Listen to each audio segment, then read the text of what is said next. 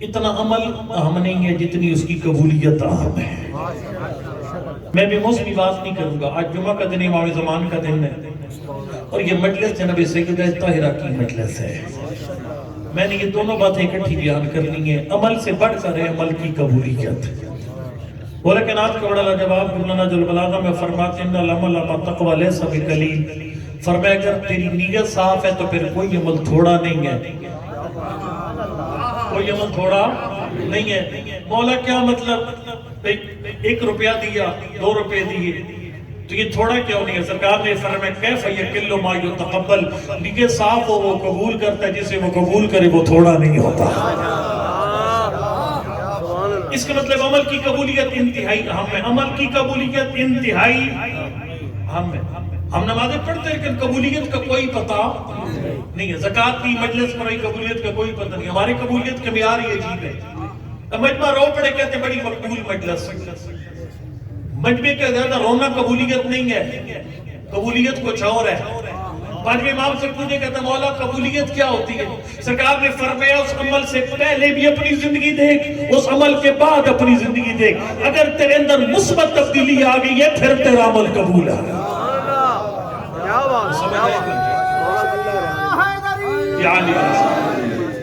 میں تنگ نہ کروں، جاؤں نہ زیادہ بات کو جانے کا وقت نہیں ہے۔ میں خدمت درد کروں گا کہ یہ جتنی نیکیاں مجلس کروا رہے ہیں، مجلس پڑھ رہے ہیں، سن رہے ہیں، لنگر کا اہتمام، عزاداری مظلوم کربلا، خمس و زکوٰۃ، کربلا کی زیارت، یہ سب کے سب اعمال ان کی قبولیت کیسے ہے؟ تیرے معصوم امام نے فرمایا ایک ہی قبولیت کی شرط ہے، اعمال کی قبولیت کی ایک ہی شرط ہے۔ مولا وہ کیا ہے؟ سرکار فرماتے ہیں نماز قبول کروا تو پھر سارے عمل قبول ہیں۔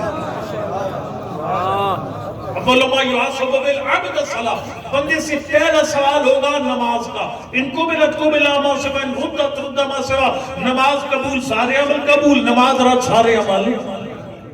اس کا مطلب ہے کہ ساری سوئی آ کر کھڑی ہوگی نماز کی قبولیت۔ آج اس کا قبول جس کی نماز، توجہ ہے کوئی نہیں ہے آج اس کا؟ میں پڑھوں گا تیز لیکن اپنے بولنا ہے میرے ساتھ، ٹھیک ہے؟ دیکھو نا، میں ایک بات بتاؤں گا، آپ جو مجھے جانتے ہیں وہ جانتے، جو نہیں جانتے وہ سن لیں گے بات۔ میں نے کبھی مجلس ٹائم ٹپانے کے لیے نہیں پڑھی، میری مجلس کا ایک مرکزی خیال ہوتا ہے کہ میں نے مجمع کو فلاں پوائنٹ پر لے کر جانا۔ اور اللہ معاف کرے جو بندے لمبی مدانی ڈال کر وقت ضائع کرتے ہیں کون کون حساب دینا پڑے گا، یہ میں بتا رہا ہوں، یقین جانیے۔ یعنی فرد پونا گھنٹہ 1.5 گھنٹہ نگل نسرا پانی میں مدانی ڈال کے بندے بیٹھتے ہیں، ٹھیک ہے؟ تو ان کو بڑا سخت حساب ہوگا، میں بتا رہا ہوں۔ آیت اللہ ستوتے کا ایک فتویٰ تھا، چلو بس کو نہیں بیان کرتا تھا، یہ اشارہ خالی اس کے بارے میں دے دیتا ہوں۔ وہ فرماتے ہیں جو بندہ کسی بندے کا ٹائم ضائع کرتا ہے اس پہ اللہ کے نزدیک حد سے بے جا کا پرچہ کٹتا ہے۔ کسی بندے کو بے گناہ قید رکھنے کا پرچہ۔ چلے میں پانی میں مدانی نہیں ماروں گا، آپ نے سپیڈ میرے ساتھ چل کر آنا ہے۔ عمل کی قبولیت انتہائی اہم ہے، اللہ اکبر۔ اس کا مطلب ہے نماز اگر قبول ہے تو پھر حج، روزہ، زکوٰۃ، مجلس سب قبول ہے۔ نماز کی قبولیت کیسے ہے؟ ایک حدیث پڑھوں گا چھٹے باب میں، ایک بات میں 2 حدیثوں پہ میں چھٹی کر دوں گا۔ چھٹے امام نے جو فرمایا وہ اوورال عبادات کی قبولیت کی شرط ہے۔ میں جلدی سے حدیث پڑھوں۔ الا اخبرکم بشیء لا یقبل العمل الا بہ، فرمایا میں تمہیں وہ چیز بتاتا ہوں جس کے بغیر کوئی عمل قبول نہیں ہے۔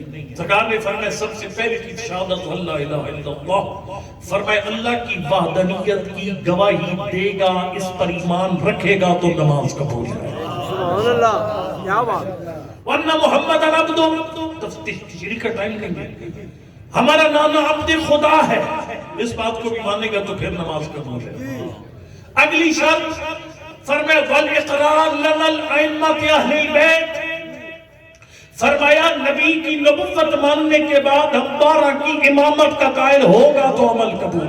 سبحان اللہ، کیا بات ہے! ادھر تک اب پاس ہے۔ پھر فرمایا والولایۃ لنا اہل البیت، فرمایا ہم سے تولا کرے گا تو پھر عمل قبول ہے۔ سبحان اللہ، تولا کا ٹائم نہیں ہے، میں ڈیٹیل میں نہیں لے جا سکتا۔ والبراءۃ من اعدائنا، ہمارے دشمن کے کردار اور ذات سے دور ہوگا، یہ تبرہ کرے گا تو عمل قبول ہے۔ سبحان اللہ۔ کم بندہ سارے یزید والے کرے خدا نہ خواستہ اور خالی نام لے کے میں مولا علی کا ماننے والوں اس سے عمل قبول نہیں ہوتا. پانچویں امام سے بندے نے پوچھا تھا مولا نماز قبول ہوتی نماز کی قبولیت کا مطلب کیا ہے؟ بڑا جملہ فرمایا الصلاۃ تنہی عن الفحشاء والمنکر. فرمایا نماز کردار یزید سے روکتی ہے، اتنی جتنا روکتی ہے اتنی قبول ہے. اور نہیں آپ پہ سمجھ نہیں میں آپ جتنا کردار یزید سے تجھے بیزار کرتی ہے اتنی قبولیت ہے. حساب اپنا اپنا کر ہوتا ہے. ٹھیک ہے. اچھا پھر سرکار نے فرمایا والانتظار للقائم. چونکہ جمعہ امام زمان کا دن ہے میں ایک مقصد کے ساتھ چاہتا ہوں. والانتظار للقائم فرمایا عمل اس کا قبول ہوتا ہے جو ہمارے 12ویں کے ظہور کا انتظار کرے. ہمارے 12ویں کے ظہور کا اب آپ کہتے ہیں ہاں جی ہم انتظار میں ہیں. اب میں بتاتا ہوں انتظار کون کرتا ہے رسول کے. آپ کی چوتھے لالے ولایت نے منتظر امام کی 3 خاصیتیں بیان فرمائیں. اگر 3 خاصیتیں تو شکر کرو اب منتظر امام ہو. ویسے اگر منتظر امام بن جائیں تو پھر انتظار ختم ہو جائے. یقین جانتے ہماری طرف سے سنیے گا وہ کیا. سرکار نے فرمایا ان اہل زمان خیبت افضل من اہل کل زمان و مکان. فرمائے جو بندے ہمارے 12ویں کی رعیت ہوں گے ہر زمانے کے لوگوں سے افضل. سبحان اللہ کیا بات. زمانے کے لوگوں سے افضل. مولا وہ منتظر امام کی کیا خاصیتیں ہیں؟ سرکار نے فرمایا سب سے پہلی بات حضرت مرد صاحب کے ذہن لیکن سنتے رہتے اور مرد سے ذہن میں لے کر آئیے گا اپنی. فرمایا پہلی بات القائلین بامامتہ. فرمایا پہلی صفت ان کی یہ ہوگی کہ وہ اپنے 12ویں کو امام مانیں گے، رب کے نعرے نہیں لگائیں گے. القائلین بامامتہ یہ پہلی بات. پھر سرکار نے فرمایا المنتظرین لامرہ وہ اپنے امام کے ظہور کے منتظر ہوں گے. منتظر کون ہوتا ہے؟ چل میں اس کی ایک جملے میں بیان کروں. امام نے خود بیان فرمایا مولا یہ بتائیے کون سا بندہ میں سے منتظر امام ہے؟ سرکار نے فرمایا جعل الخیبت کل معینہ. فرمایا جو بندہ امام کی خیبت پہ دین پہ اسی طرح عمل کرتا ہے جیسے ظہور کے بعد کرنا ہے وہ منتظر امام زمان ہے. اس کا مطلب ہے ہم میں سے اس بندے کی نماز قبول ہے. غور کرنا ہم میں سے اس بندے کی نماز قبول ہے وہ منتظر امام وہ منتظر امام ہے جو آج جا کر اپنے گھر پہ دین پہ اس طرح عمل شروع کر دے جیسے امام اس کے گھر میں رات کو تشریف لانے والے ہیں. سبحان اللہ کیا بات. سمجھ آئی کیا بات کیا بات. اگر امام زمان میں بڑی مثالیں دیتے ہیں کیونکہ امام زمان تشریف لاتے میرے گاؤں آ جاتے مالا سرپاٹ میں آ جاتے ہیں یا پردے کا سسٹم تبدیل ہو جائے گا. پردے پہ زوردار عمل شروع ہو جائے گا. کئی بندے جو مل سے پڑھاتے ہیں ان کو آپ کہنے کہ نام میری وجہ سے بھی نام کیوں بھئی امام زمان آ رہے ہیں تو حدیث ہمیں پڑھ نہیں سکتے. گل سمجھے چاہ رہی ہے کوئی نہیں. ٹھیک ہے تو بیٹھ کے ممبر پر میرے امام زمان کو حساب دینا پڑے گا. بیٹی پردہ زیادہ زور کا کرنا ابا اس طرح کیوں؟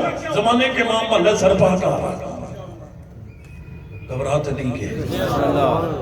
اور یہ دیکھو یہ یعنی دین پر عمل شروع آج سے ہی دین پر عمل شروع ہو. صبح بچوں کو نماز کے لیے جگانا شروع کر دو. ابا تم نے آج سے پہلے نماز کے لیے نہیں جگایا تھا آج نماز کے لیے کیوں جگا رہے؟ وہ کہے گا وہ ایک طالب علم آیا تھا اس نے کہا تھا امام زمان کسی وقت بھی آ سکتے ہیں. خدا میں اپنی گربان میں جھانک رہا ہوں اپنے آپ کو پہلے آپ کو بعد میں کہہ رہا ہوں. خدا اپنے گھر سیدھے کرو ہاؤس آرڈر کرو. اس کی وجہ بتا کیا میں نے یہ بہت پڑھا شیخ مفید کے نام جو خط امام زمان نے 3 خط ایک خط کا 70 بڑی عجیب سطر تھی. فرمائے مفید میرے شیعوں کو بتا دے ان امرنا بغتۃ فجاۃ. فرمائے ہر روز میرے ظہور کی تیاری کر کے سویا کرو اس لیے کہ میرا ظہور ایک دم اچانک ہو جائے گا. ایک دم اچانک مولا جانا ظہور سے ہم تو خوش ہوں گے. فرمائے نہیں خوشی کی بات نہیں ہوگی. حین لا ينفع توبہ. فرمائے جب میں اچانک آ جاؤں گا تو توبہ کا ٹائم ختم ہو جائے گا. بڑا جملہ کہنے لگو آپ کے چھٹے امام سے پوچھے گے مولا خیبت کے دور میں زندگی گزارنے والا کون سا بندہ آپ کے 12ویں کی فوج میں شامل ہوگا؟ سرکار نے فرقنا اللہ خیولہم الاقبان. یہ وہ خوش نصیب ہے جو امام کے ظہور کی اتنی تیاری کر کے بیٹھے ہوں گے اپنی سواری کو بھی نشان لگا کے رکھا ہوگا. اللہ اکبر. یعنی کہ گاڑی کا تیل پانی بھی چیک کیا ہوا ہوگا کہ جب امام آئیں گے جس گاڑی پہ بیٹھ کر امام کی خدمت میں جاؤں گا. جو بندہ کہے کہ نہیں میرا فلانا گھر کا کام رہتا ہے, میرا فلاں مسئلہ رہتا ہے, فلاں مسئلہ رہتا ہے, وہ بندہ رہ جائے گا. لہذا خدا را سمپل فارمولہ امام زمان کے ظہور کی تیاری کا, منتظر امام بن کر نمازیں قبول کروانے کا سمپل فارمولہ آج گھر جا کر اپنے گھر میں دین پر عمل شروع کرتے ہیں. سبحان اللہ.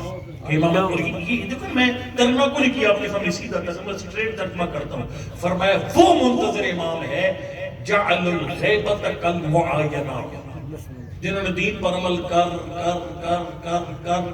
کر کے فرمایا انہوں نے غیبت کو ظہور بنا دیا. وہ سمجھ آئی کوئی نہیں آئی؟ دیسی گھیو بھی کبھی کبھی کھایا کرو. غیبت کو ظہور بنا دیا. ریسر امام تشریف لا چکے ہوتے تو جو کرنا ہوتا امام غیبت میں بھی وہی کر رہے ہیں. اچھا آخری جملہ اور ممبر مولانا احمد علی صاحب کی سپورٹ سے جملہ ذاکری کا جملہ, توجہ وہ آئیں گے انشاءاللہ, پریشان نہیں ہونا.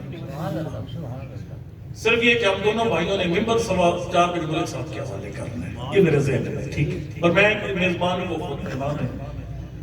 بہت ساری شرائط ہے عمل کی قبولیت کی. میں نے آپ کو کیا عرض کیا کہ ہر عمل کی قبولیت کی شرط ہے نماز.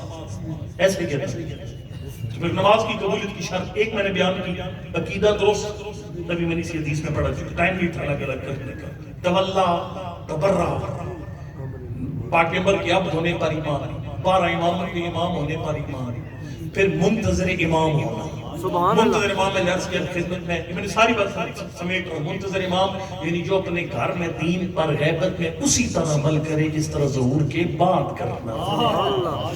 دیکھو یہ بات سمجھ بھی آتی ہے. وہ کوئی فوج نہیں ہوتی جب فوجی کو بھرتی کرے کہ یعنی توپ نہیں, توپ میرے چند نہیں دینی, توپ کا تو جیسا نہیں, ایسے تو جنگ لگ گیا.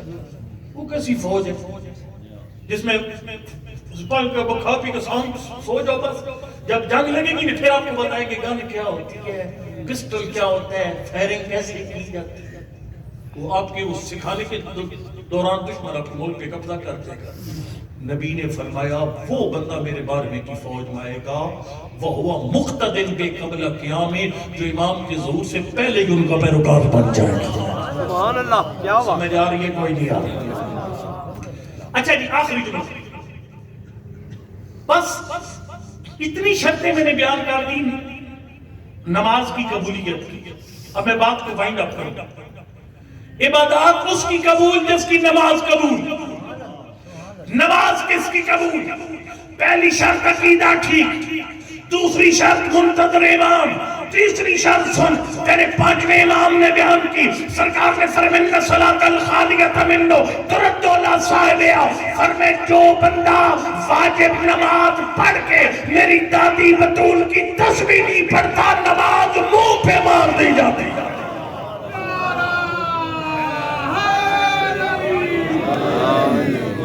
میں بی بی کے دن پر واپس آ گیا, رب دے دیا پوری گفتگو کو, ٹھیک ہے. جناب سیدہ کی تسبیح واجب نماز کے بعد پڑھنا یہ نماز کی قبولیت کی شرط ہے. توجہ ہے, نماز کی قبولیت کی شرط ہے. بندے نے کہا مولا عجب نماز کی قبولیت کی شرط, فرمائے سے پڑھ کر. مولا وہ کیسے؟ فرمائے ما من شیء عبد باللہ افضل من تسبیح فاطمہ, فرمائے دادی بدول کی تسبیح کائنات کی سب سے بڑی عبادت ہے. سبحان اللہ.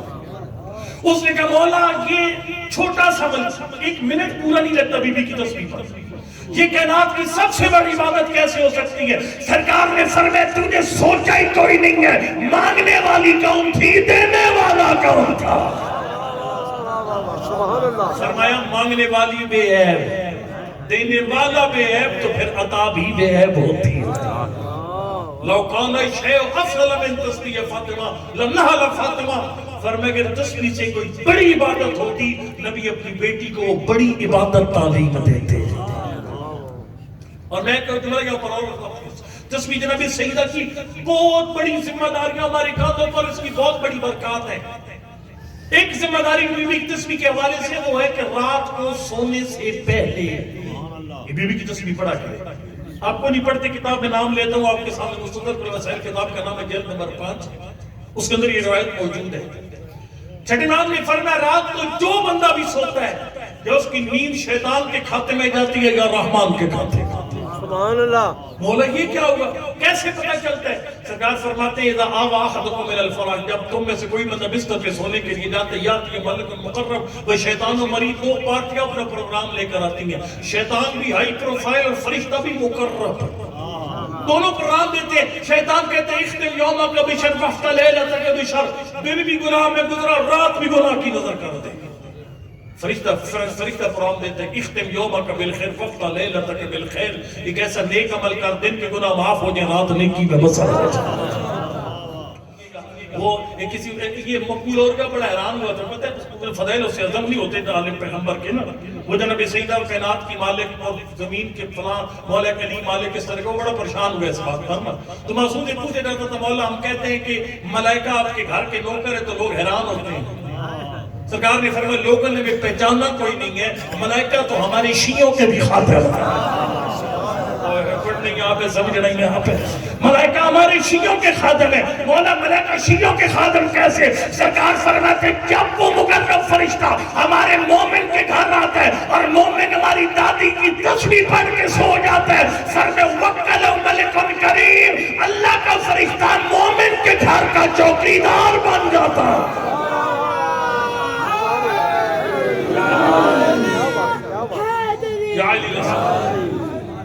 گھر کا چوکیدار بن جاتا ہے. یرتد عنہ شیطان مرید حتی یتنبہ، جب تک مومن جاگتا نہیں ہے وہ فرشتہ اس کے گھر پر شیطان کے حملے روکتا رہتا ہے. وقت نہیں ہے میں شیطان کے حملوں پہ آپ ڈیٹیلز کچھ بیان کر سکتا، لیکن ہمارا اگر بی بی کی تسبیح پڑھ کے سوئیں گے رات پوری عبادت میں، دن کے سارے گناہ ختم اور ساری رات فرشتہ آپ کے گھر کی چوکیداری کرے گا. اچھا آخری جملہ، آخری حدیث، توجہ آخری حدیث فرمایا ہماری دادی کی تسبیح پڑھنے کے آداب ہیں. بھلے سر قبلہ آگے وہ جب آتے ہیں میں ایک دم ممبر چھوڑ جاتا ہوں اور میں جلدی سے سپیڈ سے خالی حدیث کا ترجمہ کر کے ممبر انتہائی واجب الاحترام کے سپورٹ کر دوں. شاید میں صاحب بھی کو نہیں پڑھوں گا تو ان کو بٹھانا انتہائی نامناسب کام ہوگا. میں صاحب کو ہی پڑھیں گے انشاءاللہ ایک ساتھ کے. آخری حدیث کا ترجمہ چھٹی فرمایا دو ادب ہے میری دادی بطول کی تسبیح کے، دو ادب.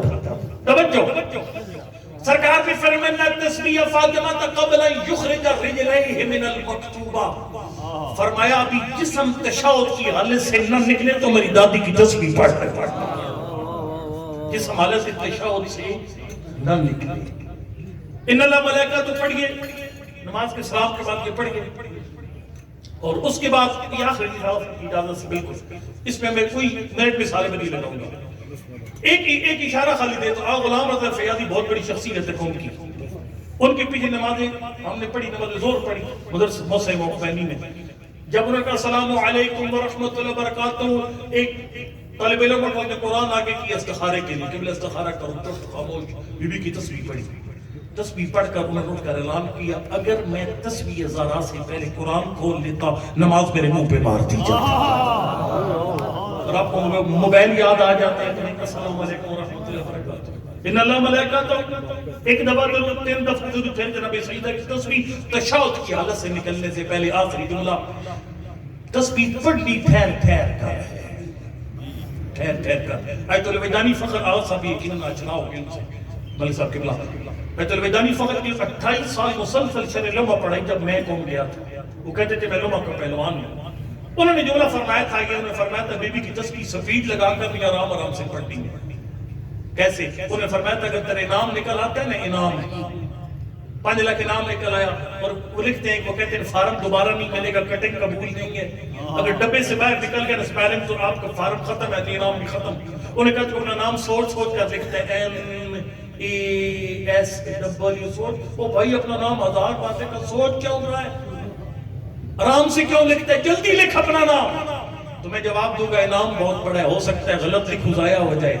آیت الوداعی فخر نے کہا بی بی کی تسبیح دوڑ لگا کر پڑھنے والا کبھی سوچا ہے اس کا انعام کتنا ہے. تیرے صادق کے آخری جملہ تیرے صادق کے نام نے فرمایا ان تسبیح فاطمہ فی دبر کل صلاۃ قبل یخرج رجلیہ من المکتوبہ احب الی من صلاۃ الف رکعۃ. فرمایا مجھ جعفر صادق کو